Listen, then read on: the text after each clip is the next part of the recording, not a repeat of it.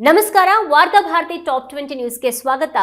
ಇವತ್ತಿನ ಪ್ರಮುಖ ಸುದ್ದಿಗಳ ಹೈಲೈಟ್ಸ್ ನಿಮಗಾಗಿ ಇಲ್ಲಿವೆ. ದಾವಣಗೆರೆ ದಕ್ಷಿಣ ವಿಧಾನಸಭಾ ಕ್ಷೇತ್ರದ ತುರ್ತುಘಟ್ಟ ಗ್ರಾಮದಲ್ಲಿ ನಡೆದ ರೋಡ್ ಶೋನಲ್ಲಿ ಪಾಲ್ಗೊಂಡು ಕಾಂಗ್ರೆಸ್ ಅಭ್ಯರ್ಥಿ ಸಮರ್ಥ್ ಶಾಮನೂರು ಪರವಾಗಿ ಮತಯಾಚನೆ ಮಾಡಿದ ಮುಖ್ಯಮಂತ್ರಿ ಸಿದ್ದರಾಮಯ್ಯ.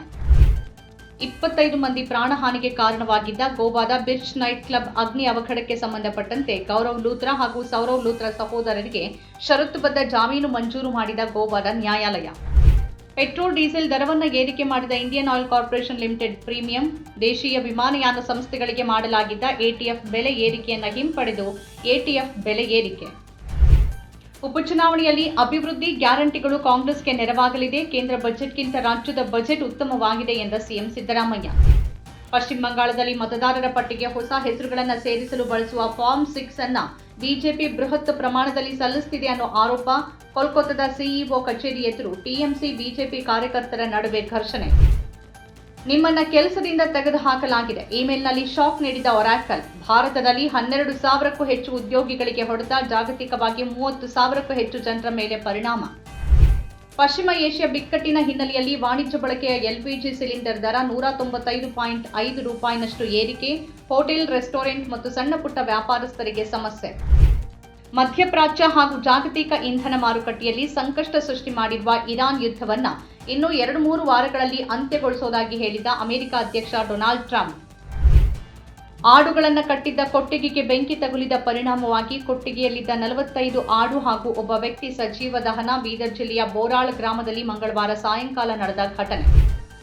ಜನಗಣತಿಗೆ ಪೂರ್ವಭಾವಿಯಾಗಿ ಮನೆ ಗಣತಿಗೆ ಸ್ಪೀಕರ್ ಯುಟಿ ಖಾದರ್ ಚಾಲನೆ.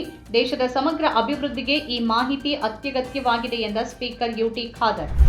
ಬೆಲೆ ಏರಿಕೆ ದುಬಾರಿಯಾಯಿತು ಕರ್ನಾಟಕಕ್ಕೆ. ಕೇಂದ್ರ ಸರ್ಕಾರದ ವಿರುದ್ಧ ಸಿಎಂ ಡಿಕೆಶಿ ಸುರ್ಜೇವಾಲಾ ಆಕ್ರೋಶ.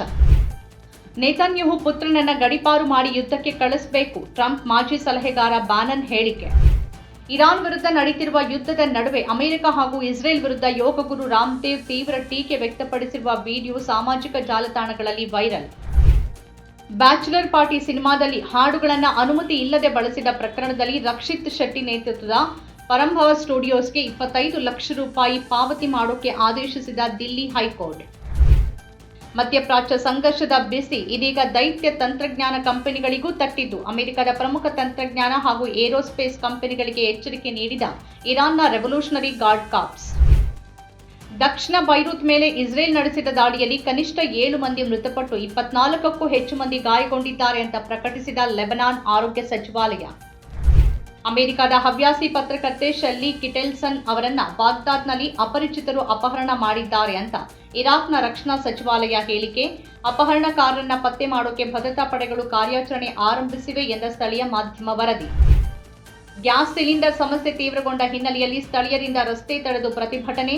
ಬೆಳಗಾವಿ ಜಿಲ್ಲೆಯ ಕಿತ್ತೂರು ತಾಲೂಕಿನ ಎಂಕೆ ಹುಬ್ಬಳ್ಳಿ ಪಟ್ಟಣದಲ್ಲಿ ನಡೆದ ಘಟನೆ. ಚಿಕ್ಕಮಗಳೂರು ಹಿಟ್ ಅಂಡ್ ರನ್ ಪ್ರಕರಣ, ವ್ಯಕ್ತಿ ಮೃತ್ಯು.